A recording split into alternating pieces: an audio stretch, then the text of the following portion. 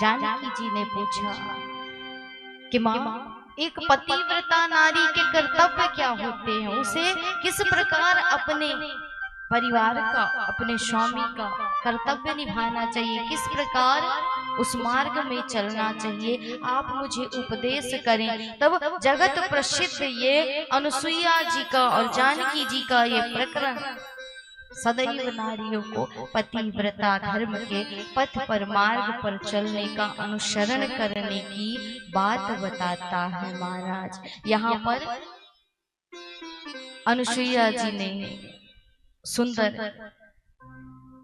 स्त्रियों के 4 प्रकार के स्वरूपों का वर्णन बताया है कि 4 प्रकार की नारियां समाज में पाई जाती है। महाराज, उत्तम के अस बस मन माही, सपने हूँ आन पुरुष जग नाही। उत्तम के अस बस मन माही, सपने हूँ आन पुरुष जग नाही।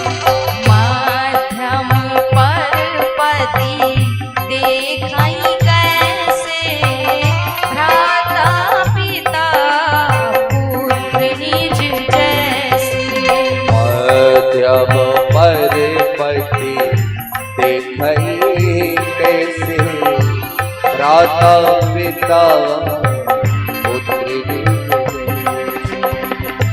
तो ये जानकी पहली नारी वही है जिसका स्वभाव उत्तम होना चाहिए। कैसा होना चाहिए कि अपने पति के अलावा वो किसी भी पराये पुरुष को न देखे, सिर्फ एक स्वामी ही उसे अपना दिखे। जिस प्रकार मीराबाई जी जब ब्रजधाम पहुंचती है ना महाराज, तो एक संत उनसे कहते हैं कि मैं नारियों के दर्शन नहीं करता, स्त्रियों के दर्शन नहीं करता, और स्त्रियों के यदि दर्शन हो जाए तो मुझे पाप लगेगा, मेरा वैराग्य समाप्त हो जाएगा। तो मीराबाई जी गई और बड़ी उलाहना दे करके कहा कि महाराज, आज पहली बार पुरुष से भेंट हुई है, किसी और पुरुष से भेंट हुई है। हम तो यही जानते हैं कि जगत में एक ही पुरुष है गोविंद, इस ब्रज में एक ही पुरुष है गोविंद, और बाकी सब नारियां हैं, लेकिन आज पहली बार किसी और पुरुष से हमारी भेंट हुई है। तो उत्तम नारी के लक्षण वही है महाराज,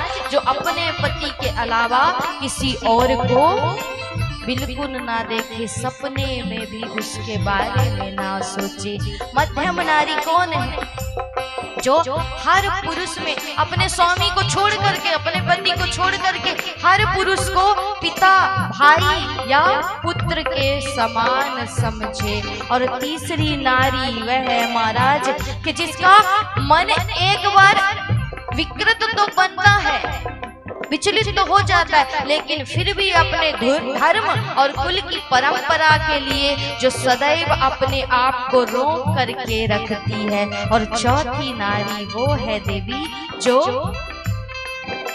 कुमार्ग पर तो निकल जाती है, चल जाती है, लेकिन कहीं ना कहीं उसे किसी के विचार, किसी की भावनाएं रोक लेती हैं, कुल की मर्यादा रोक लेती है और वो रुक जाती। इसलिए सबसे श्रेष्ठ है उत्तम और वो मध्यम नारी, जिनके मन में सपने में भी पराये पुरुष के प्रति विचार ना आए, अपने स्वामी को छोड़ करके। अनुसुईया जी कहती हैं कि नारी को कुछ नहीं करना चाहिए, सिर्फ पतिव्रत धर्म का निर्वाह करते हुए, अपने पति के आदेशों पर चलते हुए, अपने पति का साथ देते हुए अपने परिवार का पालन पोषण करना चाहिए।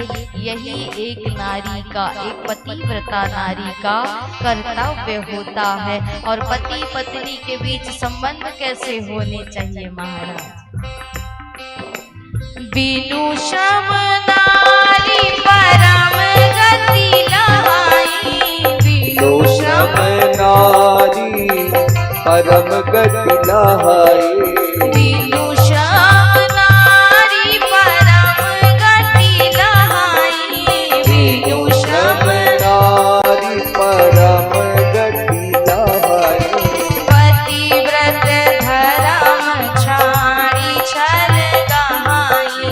पतिव्रत धर्म नारी छल गाए। पति प्रतिकूल जन्म जहाँ जाई, विधवा होई पाई तरुणाई। पति प्रतिकूल जन्म जहाँ जाई, विधवा होई पाई तरुणाई। श्री राम जय राम जय जय राम। श्री राम जय राम जय राम। श्री राम जय राम जय जय राम। श्री राम जय राम।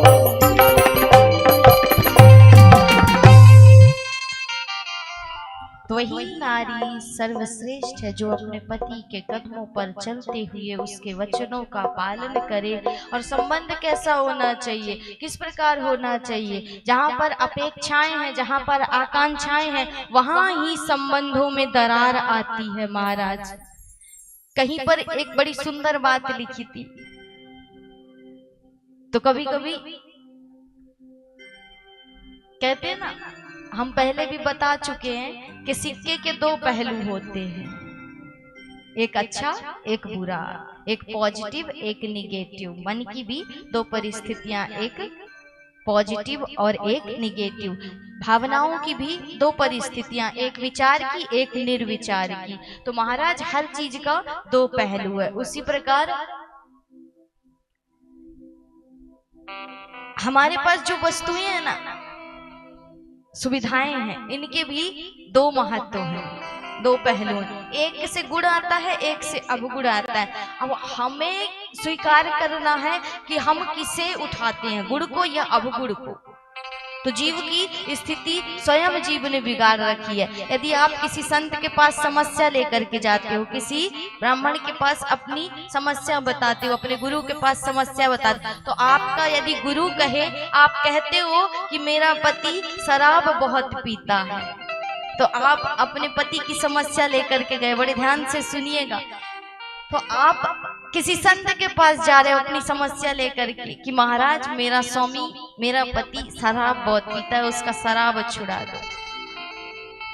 तो महाराज कहेंगे कि ऐसा ऐसा करो, इसकी आराधना करो, ऐसा पूजन करो, ऐसा जाप करो तो हो जाएगा। ठीक है, ये बात हुई पहले पक्ष की। अब दूसरे पक्ष की यदि देखें तो आप कहोगे कि मेरा पति बिल्कुल नशा नहीं करता है महाराज, पूजा पाठ में लगा रहता है।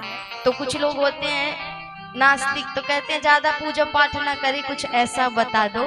तो महाराज यदि कह दें कि अपने पति को कह दो कि शराब पीने लगे, तो अब हम यहाँ पर क्या करते हैं, पहली जो परिस्थिति महाराज ने बताई कि शराब छुड़ाने की परिस्थिति क्या है कि भगवान की माला जपो, तो हम वो नहीं करेंगे। लेकिन अगर दूसरी परिस्थिति महाराज ने कह दी तो हम वो जरूर कर लेंगे। अर्थात हम गुण नहीं उठाते, अब गुण पहले उठा लेते हैं।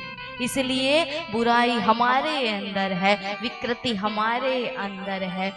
तो कहीं पर बड़ी सुंदर बात लिखी थी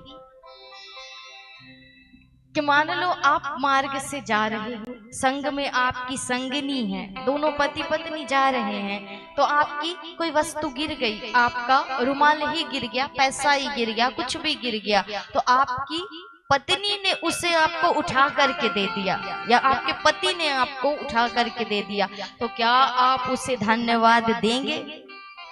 नहीं देंगे। क्यों नहीं देंगे? क्योंकि हमारा है, हमारी उससे आकांक्षाएं हैं, अपेक्षाएं हैं कि ये देगा ही देगा, और इसने दिया है तो हम धन्यवाद क्यों करें? घर का सदस्य है, परिवार का। लेकिन वही रुमाल, वही धन कोई और उठा करके दे दे तो उसे तुरंत कहोगे ना कि धन्यवाद भैया, धन्यवाद दीदी, तुरंत कहोगे ना, क्योंकि उससे हमारी आकांक्षाएं नहीं, अपेक्षाएं नहीं। इसलिए जहां पर आकांक्षाएं आ गई, अपेक्षाएं आ गई, वही दुख का कारण बन गया, वही संबंधों के बिगड़ने का कारण बन गया, वही पति पत्नी में दरार बन गया महाराज। एक दूसरे से सामंजस्य ना बैठना ही पति पत्नी के रिश्तों में दरार लाना है। अब पति ने बड़ी बड़ी बातें कर रखी हैं ब्याह से पहले कि मेरी पत्नी आएगी तो मेरे हिसाब से चलेगी, ऐसा करेगी वैसा करेगी, लेकिन आई तो अब चल न रही, तो लोगों के सामने नाक कट गई ये महसूस कर रहे हैं, इसलिए होने लगे झगड़े। अब धर्मपत्नी ने भी अपनी सखियों से बड़ी बड़ी बातें कर रखी थी, अब उस अनुसार मन के अनुसार जब कोई नहीं मिला तो यहीं पर दरार आना आरंभ हो गया। इसलिए कहा ना, 5 उंगलियां हथेलियों की समान नहीं है, फिर संसार में हर जीव के गुण कैसे समान हो सकते हैं, हर एक की बुद्धि कैसे समान हो सकती है, नहीं हो सकती ना। हर एक को प्रभु ने अलग सांचे में ढला है, इसलिए क्या समान हो सकते हैं सभी? नहीं हो सकते। सबकी बुद्धियां अलग है, सबके गुण अलग हैं। तो आप यदि सोचोगे कि सामने वाला जो करता है वही मैं करूं, उसके संस्कारों पर चलूं, तो मतलब आपने अपने माता पिता के, अपने परिवार के दिए संस्कारों को किनारे कर दिया और आप दूसरे के गुण को उठा रहे हो, दूसरे की कॉपी कर रहे हो, नकल कर रहे हो। तो कॉपी करने वाले की स्थिति क्या होती है कि वो पिंजरे का पंछी बन जाता है और फिर जीवन भर गाता रहता है कि पिंजरे के पंछी रे